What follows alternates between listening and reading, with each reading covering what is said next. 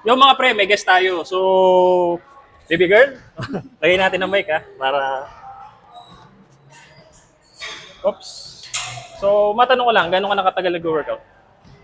Ano, pa 3 months dito. Pero cut kasi gawa ng schedule. Dati ba nag-workout ka na Oo, sa Candelaria. Kasi Candelaria. consistent basis yun? Kasi may coach ako doon. Ah, may coach. So, familiar ka na, yung mga ginagawa mo ngayon, nanggaling na sa coach mo. May specific meal plan ka bang pinapalo or something? Hindi, wala akong... Wala, kain lang na kain. Ilan taon ka na ba? 20. 20. So ito, baka makatulong. Gagamit tayo ng pinakamalupit na fitness app sa Pilipinas. Number 1 to, walang kalaban, Brad. So ito, tutok mo sa akin. Kunin ko lang ang details mo.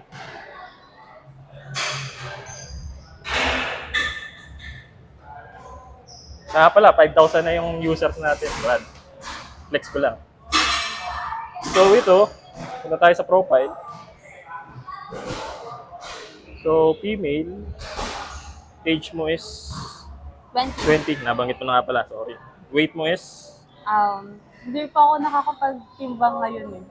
Hulaan mo Pero lang. ang idea ko is 58. 58. Height mo is?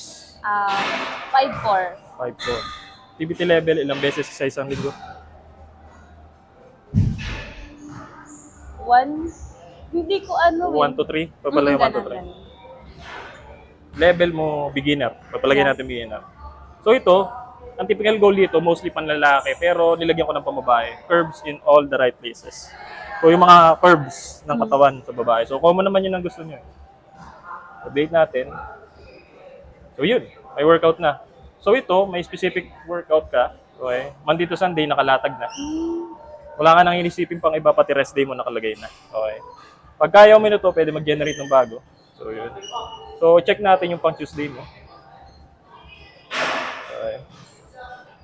So ang pang Tuesday mo is stationary lunch. Halimbawa, hindi mo alam yan.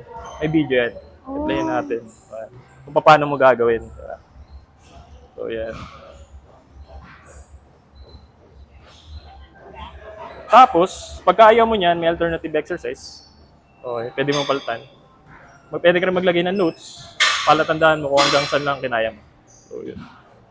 Tapos, may rest timer siya pag nagpapahinga ka. Tutunog yan habang nakatambay ka. So, yun. So, for exercise, so siya na ang bahala. Hindi mo na kailangan isipin pa. So, yun ang... Apps. yun ang ano yan. Medyo wala pang ganyan dito sa Pilipinas. So, ito. Apunta tayo sa nutrition. Napakalupit nito. So, 1,800 calorie ang kailangan mong intake per day. Maintenance base. So, Monday to Sunday, parang yung workout, nakalatag na rin. Almusal, tanghalian na po ng Filipino food. Okay. So, lahat ng paborito mong pagkain Pilipino, makakain mo pa rin. Pancakes with banana, halimbawa, ayaw mo yan. Pwede mong palitan, replace with. Tapsilog, paano gumawa ng tapsilog? May video din. Yung ingredients, nakalatag na. Instruction, nakalagay na. Chicken adobo with rice, saka nakakita ang meal plan na ganyan. Makakain mo pa yung adobo ng nanay mo, di ba? Sinigang na baboy, di ba? Pero dapat susundin mo yung ingredients para calculated yung calories na papasok sa katawan. So, yun. Yun na nga. Napaka-basic, di ba? Simple-simple.